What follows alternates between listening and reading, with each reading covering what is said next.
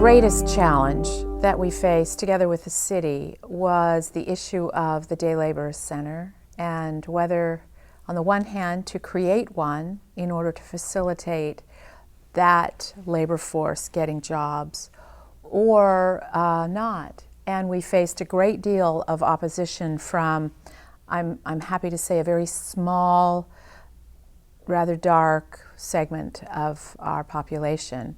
That it was a recessionary time as well, as I recall, and sometimes that brings out the worst in people.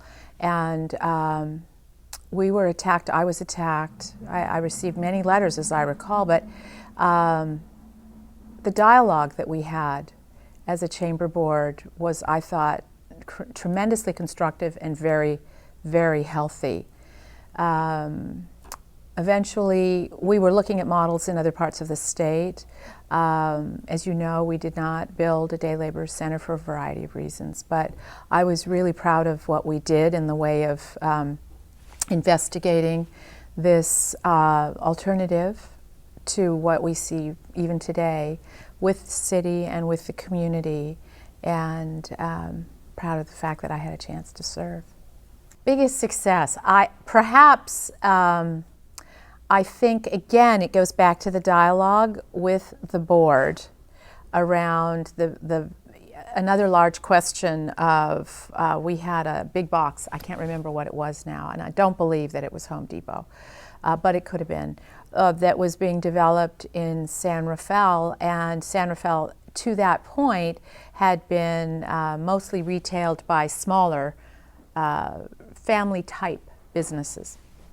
And so covering the whole question of what do we support, and we had members who had come to us and wanted our support against what was going to be going in that they thought would eventually, like in other communities throughout the country, sponge up and dry out the business that was small, service-oriented, community-friendly, give-back kind of business.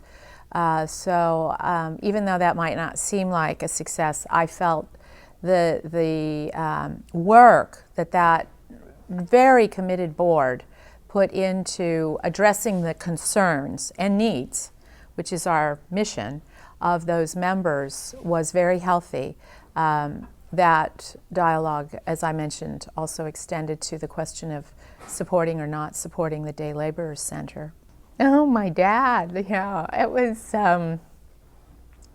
still is obviously hard to even imagine filling his shoes. I see myself as sort of the maintenance generation. My father was, in our line of work, a statewide maverick. If I can tell just a small little story, he truly is a legend in his own time. With, again, the support of the city and this community, we've gotten our recycling to #1 in the state, #1 in the nation, and that wouldn't have happened without the support of the chamber and the business community, the entire ethic of the community here, where you have a chance to marry the environmentalist community with the business community. But I was in an elevator at the Capitol visiting some friends on the 4th floor.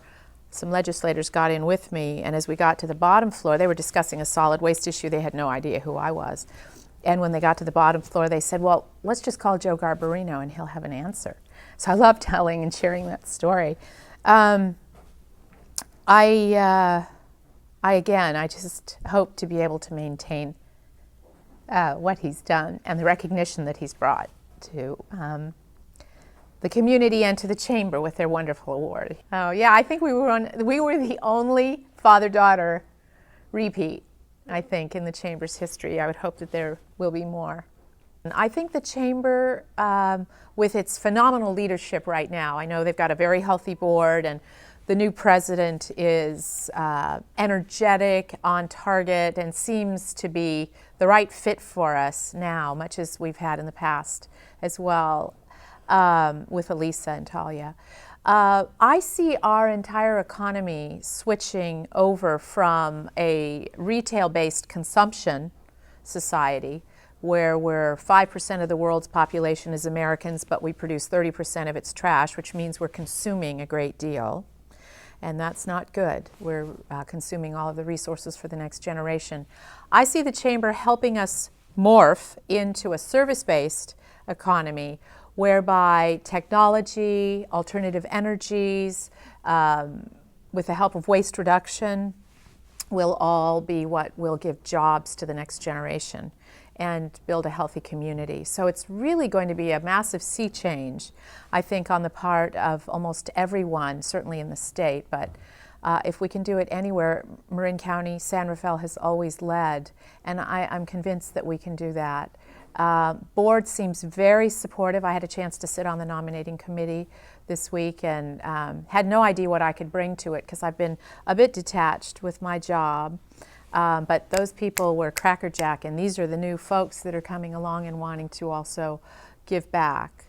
So I have very confident that the Chamber will move forward into the next economy healthfully and right on target.